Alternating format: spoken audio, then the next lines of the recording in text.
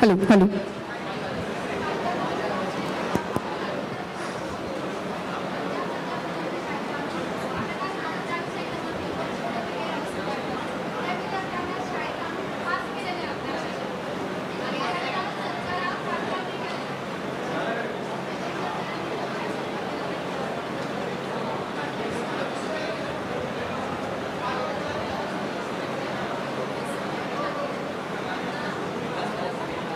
Hello hi नमस्कार. Lokmat education fair 2024 मध्ये उपस्थित असलेल्या सर्व मान्यवरांचे मी स्नेहल कारले मनस्वी सहर्ष स्वागत करते.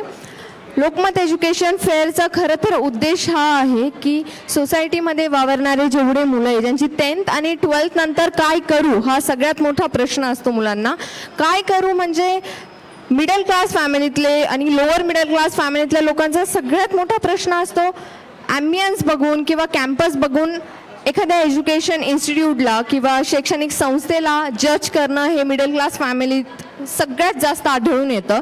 त्यांचं ॲम्बियन्स चांगलं आहे, त्यांचं कॅम्पस चांगलं आहे म्हणजे त्यांचं डोनेशन चांगलं असणार, त्यांचं डोनेशन खूप असणार जे आपल्याला परवडणार नाही. पण त्यांच्यापर्यंत जाऊन संपर्क करून किंवा त्यांच्याशी कन्सल्ट करून त्यांच्या क्वेश्चन्स हे सॉल्व्ह करत नाही. त्यासाठी लोकमत एज्युकेशन फेअर हे सामान्य लोकांचा प्रश्न सॉल्व्ह करण्यासाठी लोकमत एज्युकेशन फेअर लोकमत आपल्यासाठी घेऊन आलेलं आहे. त्याचमध्ये एकदम बेसिक क्वेश्चन असतो MSCIT.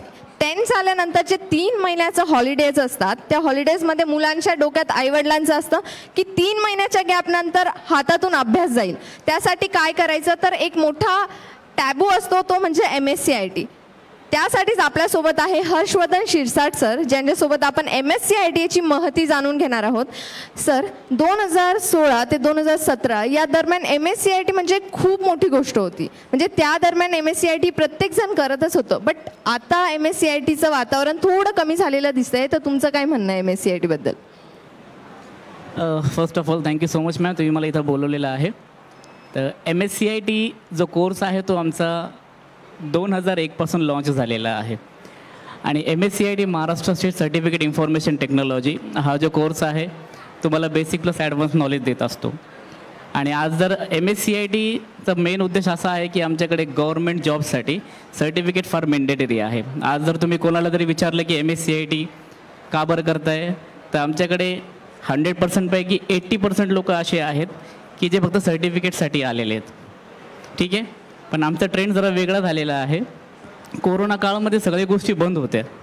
ठीक आहे, पण एक स्कूल चालू होती, पण कशी चालू होती तर डिजिटल पद्धतीने चालू होती. तर कोरोना काळामध्ये काय झालं की बऱ्याचशा लोकांना कॉम्प्युटर पण हाताळता येत नव्हतं. त्यामुळे आमच्याकडे आता कल वाढलेला आहे MSCITचं. त्याच्यानंतर दुसरी गोष्ट अशी आहे की MSCIT तुम्ही का करतायत तर मेन कारण असं आहे टू बी लिटरेट. लिटरेट म्हणजे काय आहे की मला लिहिता वाचता येतं म्हणजे मी लिटरेट आहे. पण आज जर तुम्ही बाहेर गेलेले आहे तर लोकांना स्किल्ड विद्यार्थी पाहिजेत. तर लिटरेटची व्याख्या बदललेली आहे डेफिनेशन. मला लिहिता वाचता आणि कॉम्प्युटर येतं.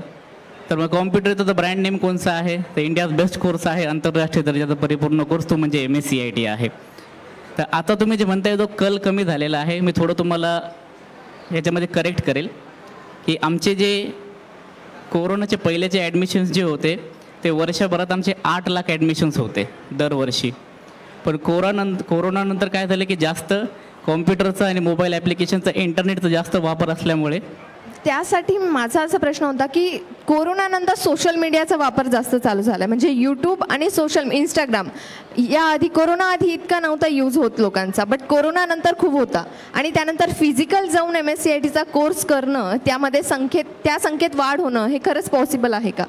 बिलकुल पॉसिबल आहे. कारण सोशल मीडियामध्ये आणि तुम्हाला चांगल्या पद्धतीनं आता सायबर हॅकिंग तुम्हाला माहिती आहे. सोशल मीडियामध्ये तुमचा चेहरा स्कॅन होतो आहे आणि तुमचे चुकीचे व्हिडिओ बनवले जात आहेत. पण MSCITमध्ये आम्ही काय करतो की सायबर सिक्युरिटी तुम्हाला शिकवतो आहे, पण सोशल मीडिया तुम्ही चांगल्या पद्धतीने कसं वापरलं पाहिजे त्यासाठी MSCIT is there for you. ठीक आहे, MSCIT करून सोशल मीडिया तुम्ही चांगल्या प्रकारे कसं वापरणार तिथं बेनिफिट झालेलं आहे.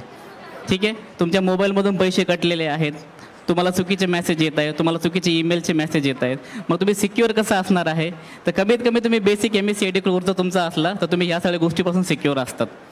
तर त्यामुळे ह्या सगळ्या बेनिफिटचे MSCIT आम्ही तुम्ही 200 स्किल्स शिकवतो. त्याच्यामध्ये AI पासून मशीन लर्निंगपासून सगळ्या गोष्टी शिकवतो, त्यामुळे आमचा क्लल वाढलेला आहे उलट.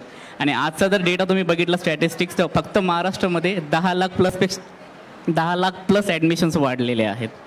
आणि आमचा ग्रोथ आता दिवसेंदिवस वाढलेला आहे. आम्ही महाराष्ट्रामध्येच नाही तर महाराष्ट्राच्या बाहेर पण आहोत. आम्ही ऑल ओव्हर इंडियामध्ये पण आहोत. आम्ही बुर्ज खलिफा दुबईमध्ये पण आहोत. आम्ही श्रीलंकामध्ये पण आहोत. आणि आता युरोपमध्ये पण आम्ही लवकरच लॉन्च होतो आहे. तर MSCIT आंतरराष्ट्रीय दर्जाचा परिपूर्ण कोर्स आहे. त्यासाठी जर तुम्हाला सुशिक्षित व्हायचं आहे तर MSCIT मस्ट आहे. जर तुम्ही MSCIT नाही करणार, तुमचा बेसिक कोर्सच कंप्लीट होणार नाही.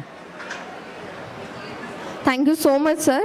खरं तर 12वी नंतर कुठल्या डिग्रीला किंवा डिप्लोमाला ॲडमिशन घ्यायचं आहे, समजा तुम्ही इंजिनिअरिंगला ॲडमिशन घेतलं किंवा BCS BCA, तर बेसिक कोर्स म्हणजे MSCIT झालेली ही हवीच. आणि त्याचा खूप हेल्प होणार आहे ह्या पुढच्या फील्डसाठी. तर थँक्यू सो मच तुम्ही दिलेल्या इतक्या छान माहितीबद्दल. Thank you so much. Thank you ma'am. Thank you so much.